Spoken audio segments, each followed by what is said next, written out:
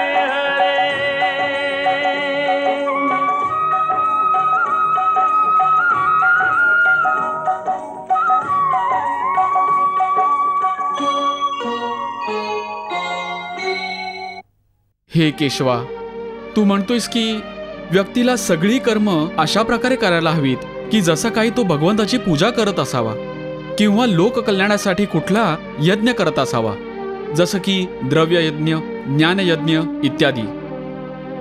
तर हे माधवा, माझ्या मार्गदर्शनासाठी मला हे सांग की माझ्यासाठी कुठला यज्ञ योग्य असेल? रणयज्ञ। रणयज्ञ? हो पार्था, तू एक क्षत्रिय आहेस। धर्माच्या रक्षणासाठीच शस्त्र धारण करून तू या युद्धभूमीवर आला आहेस। त्यामुळे तुला सगळ्यात आधी रणयज्ञच करायला हवा, म्हणजेच युद्ध करायला हवं। ही कृष्णाच्या मुरलीची तान युद्धाच्या समेवरच येते। बघत आहेस ना संजय, स्वतःच्या बासरीने कृष्णाने नवीन राग छेडला आहे। कुणाला पटेल का? युद्धाला रणयज्ञ म्हणत आहे। हे पार्था, कर्मयोग्याचं जीवन हा पण एक यज्ञच असतो। म्हणून तू पण आसक्तीतून मुक्त होऊन स्वधर्माचं पालन कर, युद्ध कर। हे पार्था, जर तू धर्मासाठी यज्ञरूपी युद्ध करशील तर बाकीचेही तुझ्याकडून धर्माची प्रेरणा घेतील। कारण श्रेष्ठ पुरुष जे जे आचरण करतात, अन्य पुरुषही तसंच आचरण करतात। सर्व त्याचंच अनुसरण करतात, कारण मोठ्यांचं अनुकरण छोटे तर करतातच। हे अर्जुना, माझ्याकडे बघ। जर मीही तटस्थ झालो, निष्क्रिय झालो, न्यायाचं समर्थन नाही केलं, अन्यायाचा प्रतिरोध केला नाही, तर लोक माझं अनुकरण करून निष्क्रिय होतील, कर्माचा त्याग करतील, आणि मग या लोकांचं प्रारब्ध अस्ताव्यस्त होईल, जग नष्ट होईल। म्हणून श्रेष्ठ लोकांना दुसऱ्यांना अधर्मापासून वाचवण्यासाठी आणि धर्माच्या मार्गावर चालवण्यासाठी आदर्श कर्माचं उदाहरण पुढे ठेवावं लागतं। मीही याच उद्देशाने कर्म करतो, यासाठी नाही की मला कर्म करून काही मिळवायचंय, असाध्य साध्य करायचंय, सगळंच तर मला शक्य आहे. यद्यदाचरती श्रेष्ठ स्तत्त देवेतरो जनः सयत् प्रमाणं कुरुते लोकस्तदनुवर्तते. न मे पार्थास्ति कर्तव्यं त्रिषु लोकेषु किंचन नानवाप्तमवाप्तव्यं वर्त एव च कर्मणि.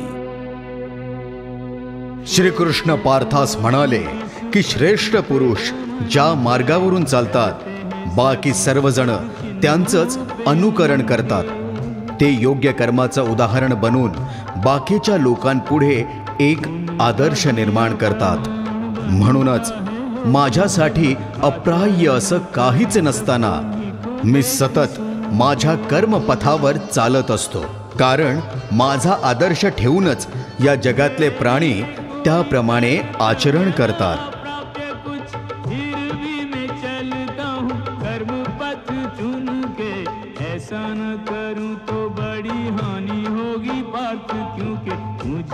आदर्श माने प्राणी त्रिभुवन के.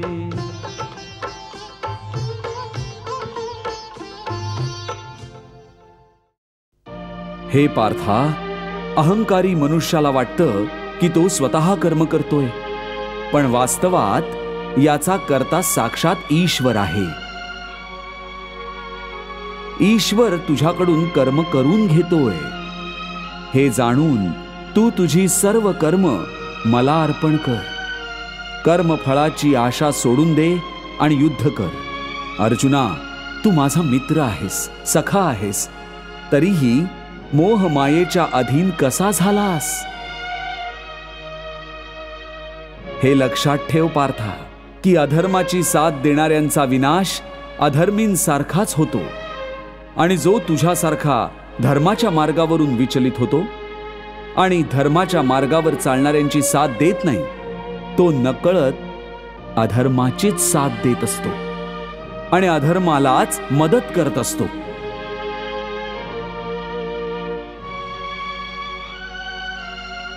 म्हणूनच तू शस्त्र सोडून धर्मराज युधिष्ठिराची नाही तर अधर्मी दुर्योधनाची साथ देतोयस.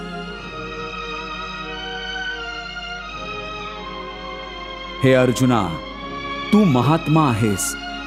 महात्मा जे दुसऱ्यांसाठी जगतात आणि दुसऱ्यांसाठीच मरतात. ते आपलं जीवन आणि आपला मृत्यू दोन्ही लोककल्याणासाठी अर्पण करतात. म्हणूनच तुलाही लोककल्याणासाठी या जीवन मृत्यूच्या चक्रातून बाहेर पडून विचार आणि निष्काम कर्म करायला पाहिजे. हे अर्जुना, अरे जीवन देणारा आणि घेणारा मी आहे. जन्मही मीच आहे.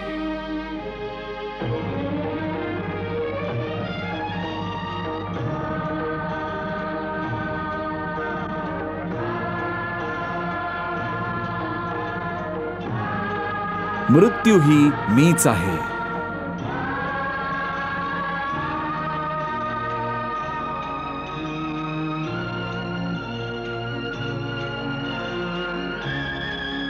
हे अर्जुना, जे अज्ञानी माझी निंदा करतात, मी सांगितलेल्या कर्मयोगाचा स्वीकार करीत नाहीत, ते नष्ट होतात.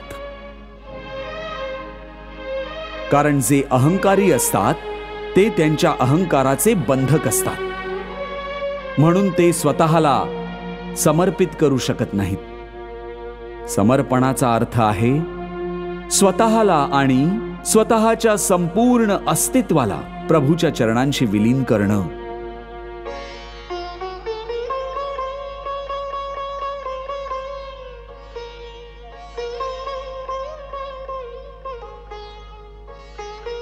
अशा प्रकारे जो संपूर्ण समर्पण करतो, मग तो जगातला सर्वात मोठा दुराचारी का असेना, मी त्याला तत्काळ शरणागती देऊन निष्पाप करतो.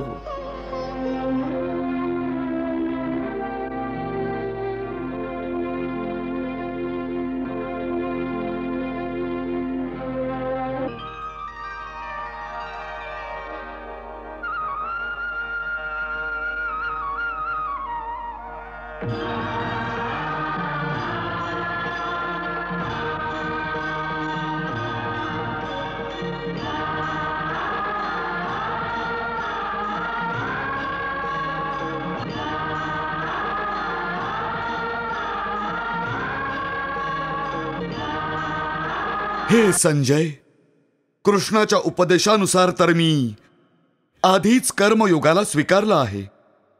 तो म्हणतो की क्षत्रियाचा धर्म युद्ध करणं आहे आणि म्हणूनच मी माझ्या धर्माचं पालन करण्यासाठी युद्ध करण्याची आज्ञा दिली आहे. मग तात वेदव्यास मला माझं कर्तव्य करण्यापासून अर्थात युद्ध करण्यापासून का थांबवत होते? युद्धातल्या भीषण संहाराचं दायित्व माझ्यावर का लादत होते? क्षमा करा महाराज, जर मी याचं उत्तर दिलं तर तुमच्या मनाला ते उत्तर पटणार नाही आहे. संजय, मी तुला अभय देतो. तू स्पष्टपणे सांग की याविषयी तुझं मत काय आहे. महाराज, ज्याला तुम्ही कर्मयोगाचं नाव देताय तो वास्तविक निष्काम कर्मयोग नव्हता, कारण या कर्माशी तुमची आसक्ती जोडलेली होती. तुम्हाला या कर्माचं फळ तुमच्या इच्छेनुसार हवंय. तुम्हाला हस्तिनापूरचं राजसिंहासन हवंय. जर तो कर्मयोग नव्हता तर मग काय होतं? घाबरू नकोस संजय, सांग. ती एक राजनैतिक कुटिलता होती. हे पार्था, जसा सूर्याचा उदय होताच रात्रीचा अंधकार नष्ट होतो, तसंच ज्ञानाचा प्रकाश अज्ञानाच्या अंधाराला नष्ट करतो. मग मनुष्य परमात्म्याकडे जाणाऱ्या मार्गावरून कधीच भरकटत नाही, विचलित होत नाही. ज्ञानाचा साक्षात्कार झाल्यामुळे मनुष्याला कळतं की एकेका कर्माचं पुण्य कसं होतं आणि तेच कर्म पाप कसं होतं. तू म्हणतोयस की एकच कर्म पुण्य पण होऊ शकतं आणि पापही? ते कसं? मी सांगतो पार्था. उदाहरणार्थ, एक कर्म घे. एका मनुष्याने दुसऱ्या मनुष्याची हत्या केली. मग मुख्य कर्म काय झालं? हत्या करणं. पण हेच कर्म पुण्यही ठरू शकतं किंवा पापही. ते कसं? एक मनुष्य कोणा दुर्बल वृद्ध माणसाचं धन लुटण्यासाठी त्याची हत्या करत असेल,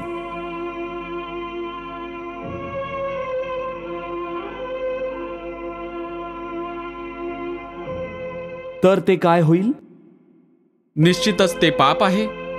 आणि जर एक दुष्ट मनुष्य कोणा अबला स्त्रीवर जबरदस्ती बलात्कार करायचा प्रयत्न करत असेल, वाचवा! वाचवा! वाचवा! वाचवा!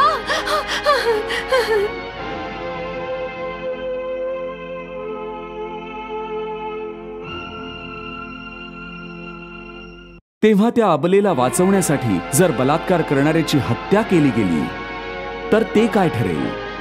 हे तर स्पष्ट आहे की कोणा असहाय्य अबलेची रक्षा करणं पुण्य ठरेल.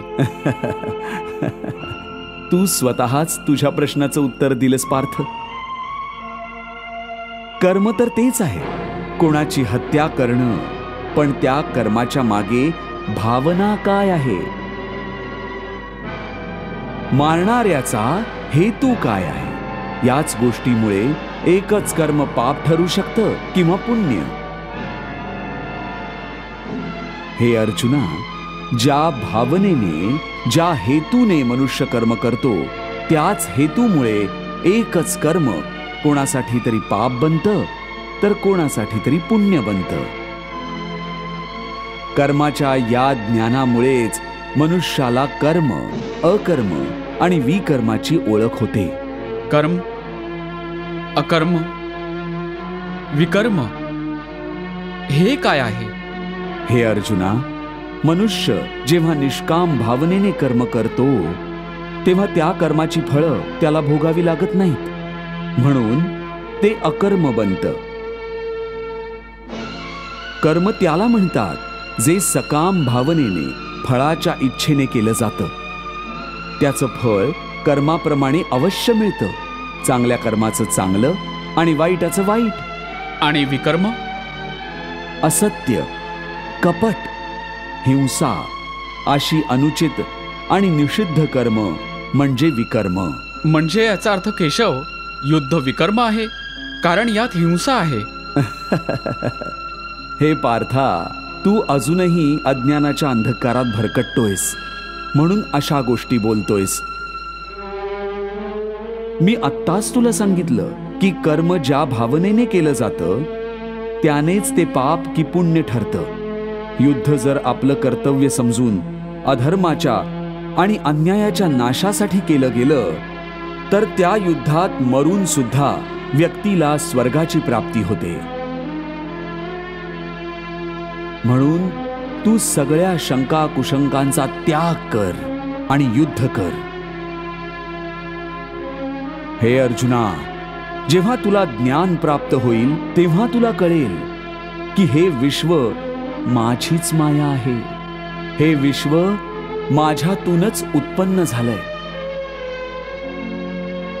मीच या विश्वाचा पालक आहे.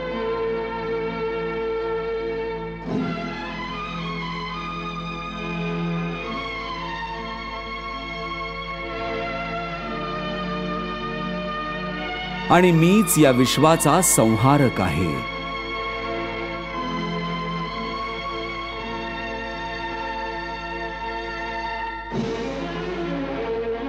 ही सर्व सृष्टी माझ्याच मायेचा खेळ आहे.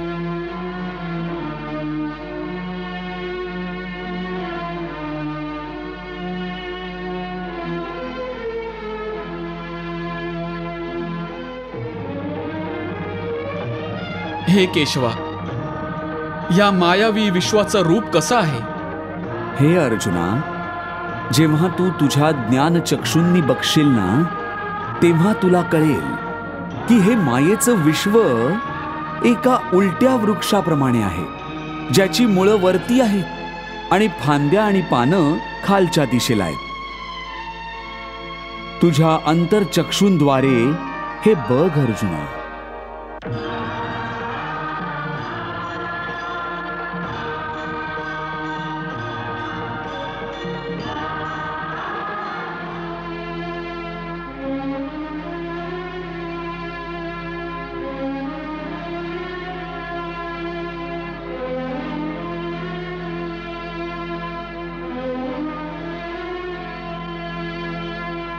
हे केशवा, मी या विश्ववृक्षाला बघू शकतो. याची मुळं वरती आहेत आणि ती तुझ्यातून निर्माण झालीत.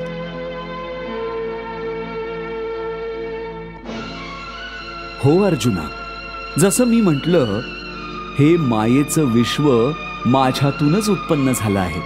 म्हणून याची मुळं माझ्यातच आहेत आणि मायेचं स्थान माझ्या खाली असल्याने हे झाड उलट आहे. ऊर्ध्वमूलमधशाखम अश्वत्थम प्राहुरव्ययम छंदांसी यस्य पर्णानि यस्तम वेद सवेदवित. हे केशवा, या विश्ववृक्षात ब्रह्माचं स्थान कुठे आहे? हे अर्जुना, या विश्वाचा विस्तार करणारा असल्याने ब्रह्मा या वृक्षाची मुख्य शाखा आहेत.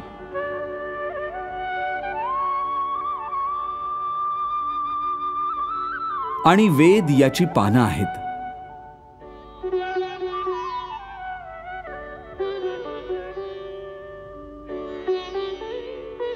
अरे पार्था, शब्द, स्पर्श, रूप, रस आणि गंध हे पाचही या वृक्षाच्या शाखांच्या पालवीप्रमाणे आहेत.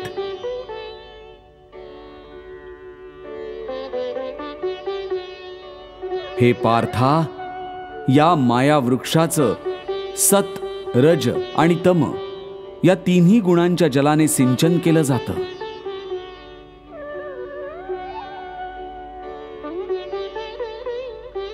आसक्तीने घेरलेला मनुष्य याच झाडाच्या फांद्यांमध्ये अडकलेला असतो. पार्था, हा वृक्ष अनादी आहे, अनंत आहे. हा वृक्ष विश्वरूपी मायेचं प्रतीक आहे. श्रीकृष्ण अर्जुनाला सांगतात की हे अर्जुन, तू या जगाला एक पिंपळाचा वृक्ष समज की ज्याची मुळं वरती आहेत, ब्रह्मा ज्याचं खोड आणि वेद ज्याची पानं आहेत, ज्याची कुठेही सुरुवात नाही आणि कुठेही अंत नाही, गंध, रस, शब्द, स्पर्श, रूप या जगाची पालवी आहे आणि सत, रज आणि तम ज्यांचं सिंचन केलं जातं, क्षणोक्षणी बदलत्या या वृक्षाला वैराग्याच्या कुऱ्हाडीशिवाय कापणं अशक्य आहे. बदलते इस वृक्ष को वैराग्य की कुठारी बिन काटना कठोर है, वैराग्य की कुल्हाड़ी बिन काटना कठोर है.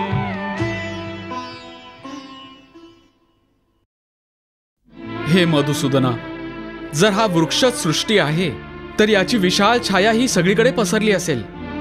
मग मनुष्य याच्या छायेपासून कसा काय वाचू शकतो? हे अर्जुना, हे बरोबर आहे की हा वृक्ष विशाल आहे, पण या वृक्षाचा विधाता त्याहूनही विशाल आहे.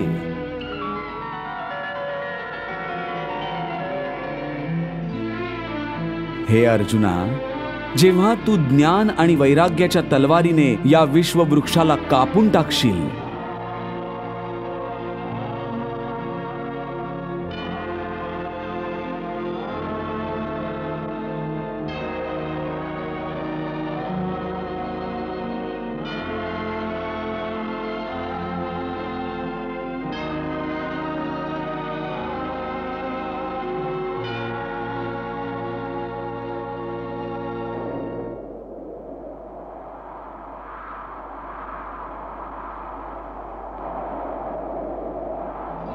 तेव्हा तुला त्या परमात्म्याचं दर्शन घडेल जो सर्वव्यापी आहे, प्रत्येक ठिकाणी अस्तित्वात आहे, सगळ्यात वसलेला आहे.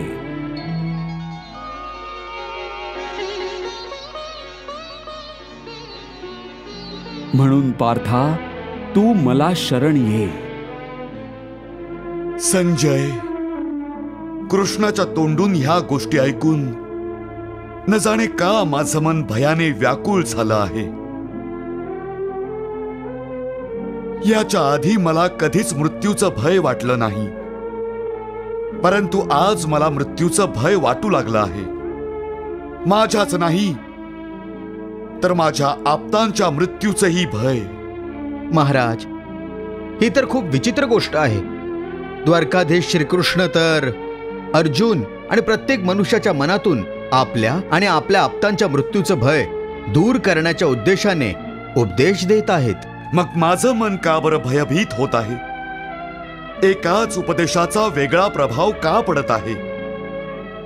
अर्जुनाचं मन शांत होत आहे आणि माझं मन अशांत होत आहे. महाराज, एखाद्या गोष्टीचा कुठल्या व्यक्तीवर काय प्रभाव पडेल ते तर त्या व्यक्तीच्या मनातल्या भावनेवरच पूर्णतः अवलंबून असतं. जर मनात कुठलं भय आधीपासूनच असेल तर ते सत्य आणि कटू गोष्टी ऐकून असंच उसळून वर येतं, जसं एखादा नाग काठी बघून उसळतो. परंतु तुम्ही का व्याकुळ होताय? प्रत्येकाच्या मृत्यूचा कोणता ना कोणता क्षण हा ठरलेलाच असतो. हो संजय, ते तर सत्यच आहे, परंतु माझ्या व्याकुळतेचं कारण हे आहे की माझे पुत्र माझ्यामुळे या युद्धात मृत्युमुखी पडू नयेत. त्यावेळी मी म्हटलं होतं की प्रारब्धात जे ठरलं आहे तेच घडेल. माझ्या हातात काहीच नाही आहे.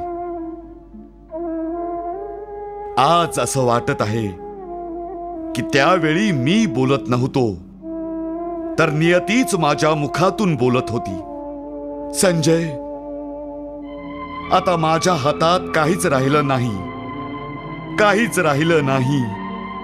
सगळं काही कृष्णाच्या हाती आहे, सगळं काही.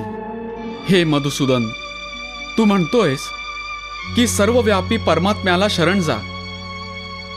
पण त्या परमात्म्याचं स्वरूप काय आहे? मला ते तुझं स्वरूप सांग, ज्याची मी पूजा करू शकेन.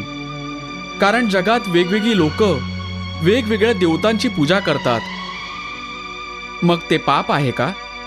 नाही अर्जुना, पूजा कधीही पाप असू शकत नाही. आणि जे प्राणी वेगवेगळ्या देवतांची पूजा करतात ते पण वास्तवात माझीच पूजा करतात. कारण या विश्वाच्या कणाकणात मीच सामावलो आहे. ज्ञानी लोक त्यांच्या ज्ञानचक्षूंनी मला प्रत्येक ठिकाणी प्रत्येक प्राण्यात बघू शकतात. एका विद्वान ब्राह्मणातही मी आहे आणि एका चांडाळामध्येही मीच आहे. गायीमध्येही मी आहे आणि एखाद्या श्वानातही मीच आहे. एका हत्तीमध्ये मी आहे आणि मुंगीमध्येही मीच. विद्या विनय संपन्ने ब्राह्मणे गवी हस्तिनी शुनीचैव श्वापकेच पंडिताः समदर्शिनः. भगवान श्रीकृष्ण म्हणाले की भूचर, जलचर आणि वायुचर या जगात जितकेही जीव आहेत त्यांची भलेही वेगवेगळी नावं किंवा रूपे असली तरी त्या सगळ्यात मीच वास करतो.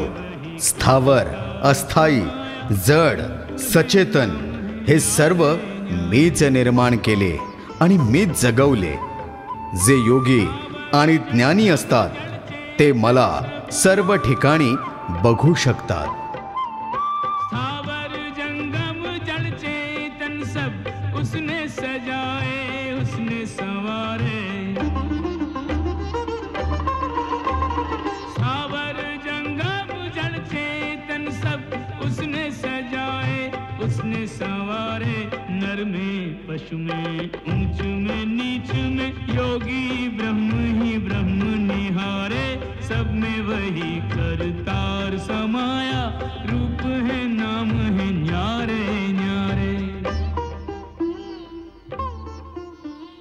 हे पार्था, म्हणून जेव्हा आपापल्या श्रद्धेप्रमाणे व्यक्ती कुठल्याही रूपामध्ये जेव्हा कुणाची पूजा करतात ते माझीच पूजा करत असतात.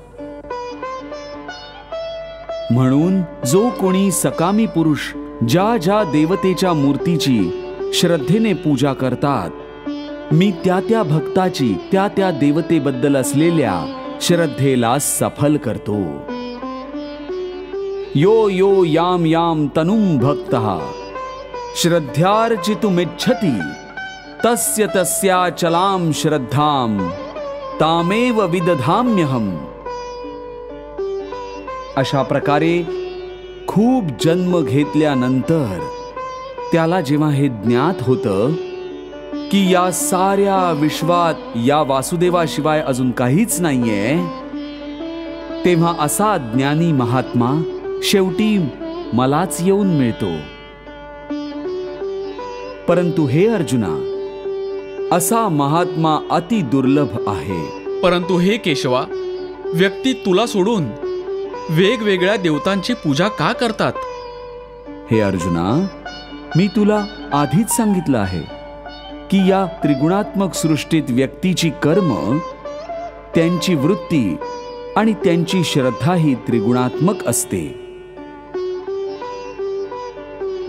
म्हणूनच आपापल्या श्रद्धेनुसार सत्व गुणांचे लोक देवतांची पूजा करतात.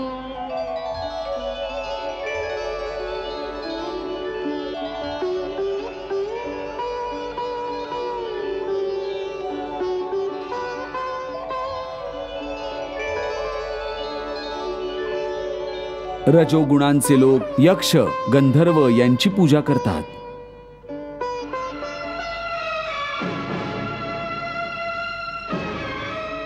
आणि तमोगुणाच्या व्यक्ती भूतप्रेतांची पूजा करतात.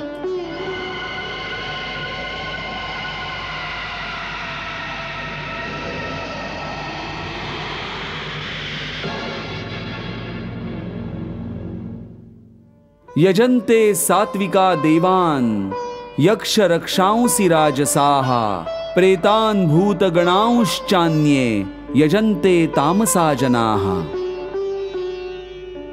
हे बघ अर्जुना, देवतांना पूजणारे देवतांमध्ये सामावतात आणि मृत्यूनंतर आपल्या कर्मांप्रमाणे काही काळ स्वर्गात निवास करतात.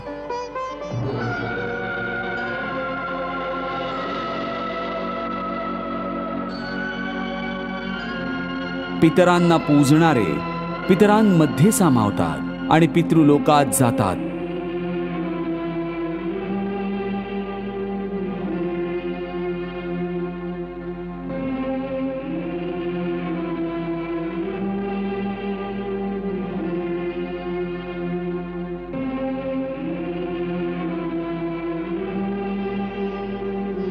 आणि भूत प्रेतांना पूजणारे भूतांमध्ये सामावतात.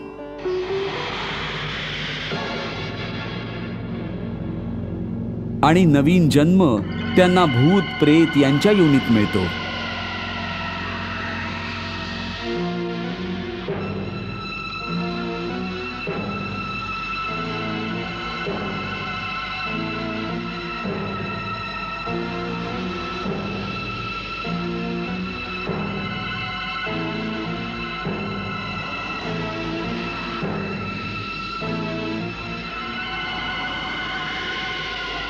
भगवंत अर्जुनाला म्हणाले की भलेही कोणीही कुठल्याही देवतेची पूजा केली तरी ती माझ्यापर्यंतच येऊन पोचते आणि मीच त्यांची भक्ती सफल करतो.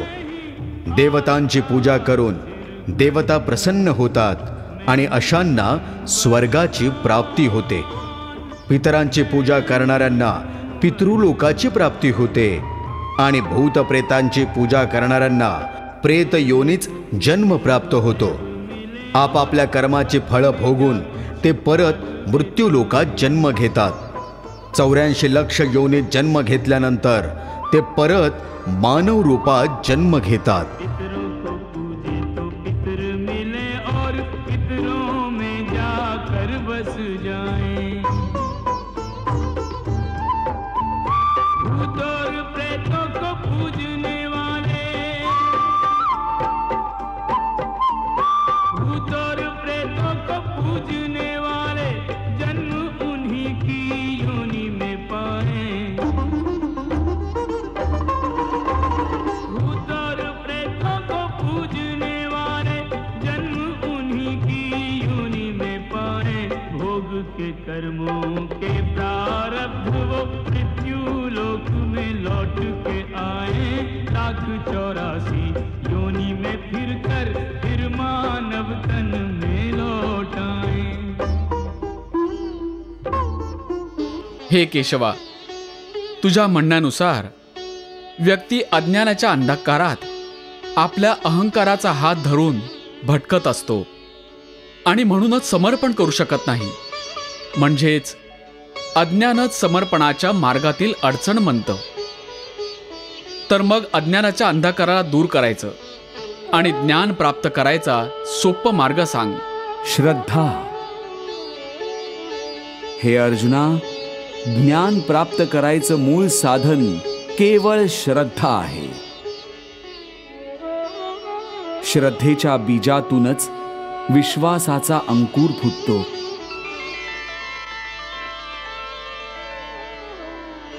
आणि आस्थेचं रोपटं फुलायला लागतं. आणि मग याच रोपावर ज्ञानाची फुलं उमलतात.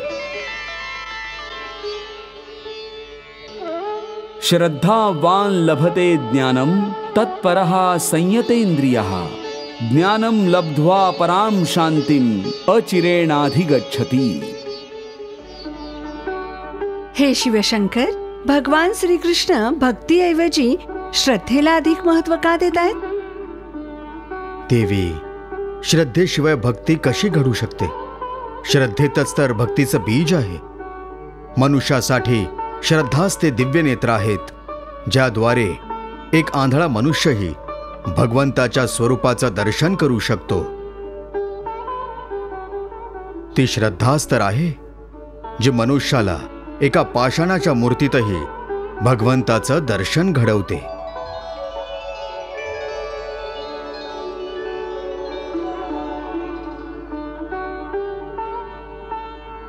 जसं माझ्या श्रद्धावान भक्तांना शिवलिंगात माझंच रूप दिसतं,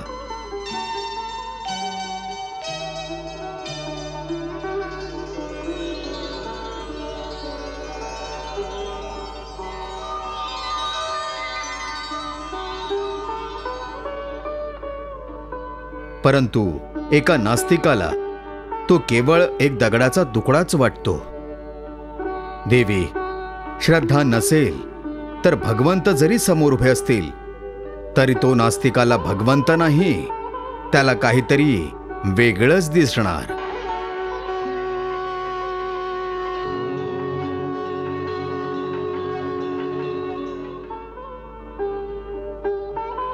श्रद्धा तो सरळ आणि सोपा मार्ग आहे जो मनुष्याला प्रेम आणि शांतीकडे घेऊन जातो.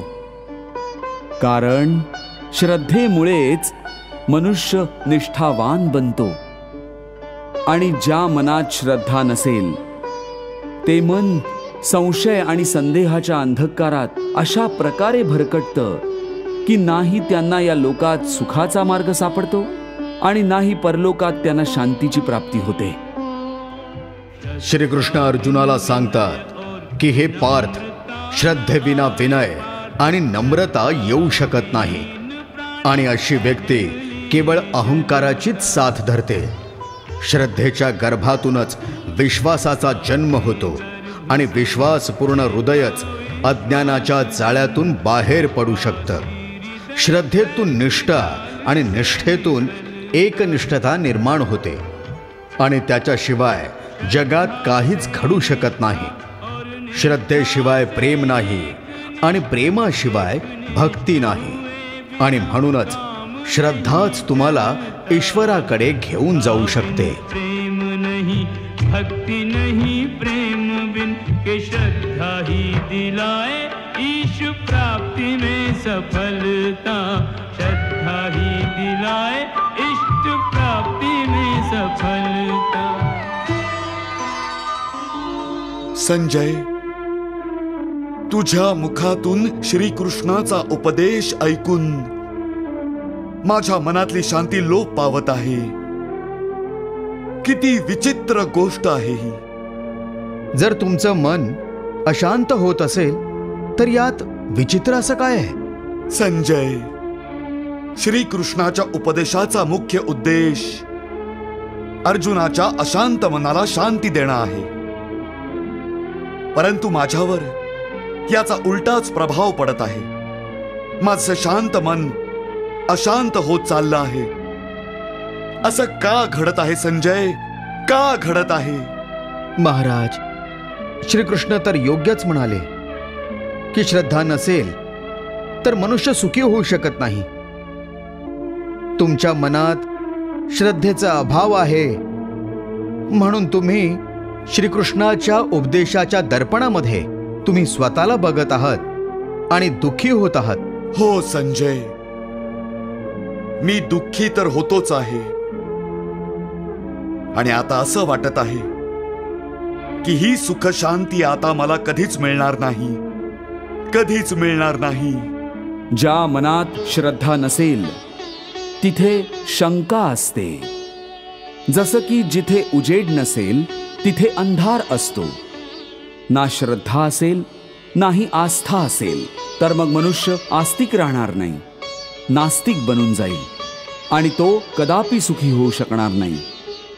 हे अर्जुना, संशयाच्या अंधाराला ज्ञानाच्या प्रकाशाने जो नष्ट करतो आणि ज्ञानातून मिळालेल्या बुद्धीच्या साहाय्याने जो स्वतःला समर्पित करतो त्याला कर्म बांधू शकत नाही. म्हणून हे पार्था, अज्ञानामुळे जो संदेह तुझ्या मनात उत्पन्न झाला आहे त्याला ज्ञान आणि विश्वासाच्या तलवारीने कापून आपल्या कर्मरूपी युद्धासाठी कंबर कसून उभा राहा. वा प्रभू वा.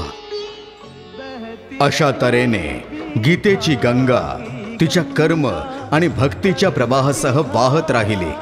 अर्जुनासह त्या गंगेमध्ये सर्व जग देखील स्नान करू लागलं. श्रीकृष्णाने अर्जुनास सांगितलं की सर्व काही त्यागून तू केवळ मला शरण ये. मी तुला सर्व पापातून मुक्त करेन. त्यामुळे आता शोक करत बसू नकोस आणि माझ्या भक्तीमध्ये तल्लीन हो. भेद भुला के एक मेरा शरणागत हो जा. मैं हर पाप से मुक्ति दूंगा. शोक न कर मेरी भक्ति में खो जा. शोक न कर मेरी भक्ति में खो जा. धर्म अधर्म के भेदों से न्यारे अमर है गीता की बोल सारे. हे नाथ नारायण वासुदेव श्री कृष्ण गोविंद हरे मुरारे. हे नाथ नारायण वासुदेव पितुमात स्वामी सखा हमारे. पितुमात स्वामी सखा हमारे. हे नाथ नारायण वासुदेव श्री कृष्ण गोविंद हरे मुरारे. हे नाथ नारायण वासुदेव. हरे कृष्ण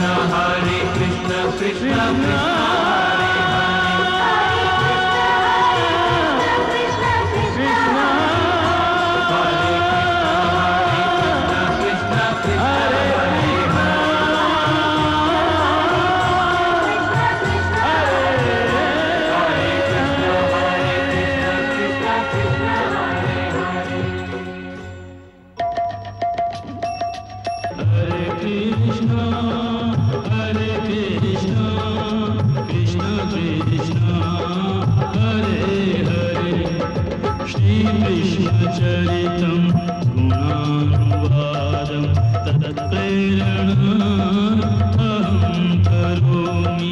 मम भावगीतं हृदयस्य प्रीतं त्वत्पद्मपादे समर्पयामि. हरे राम राम राम हरे हरे. हरे कृष्ण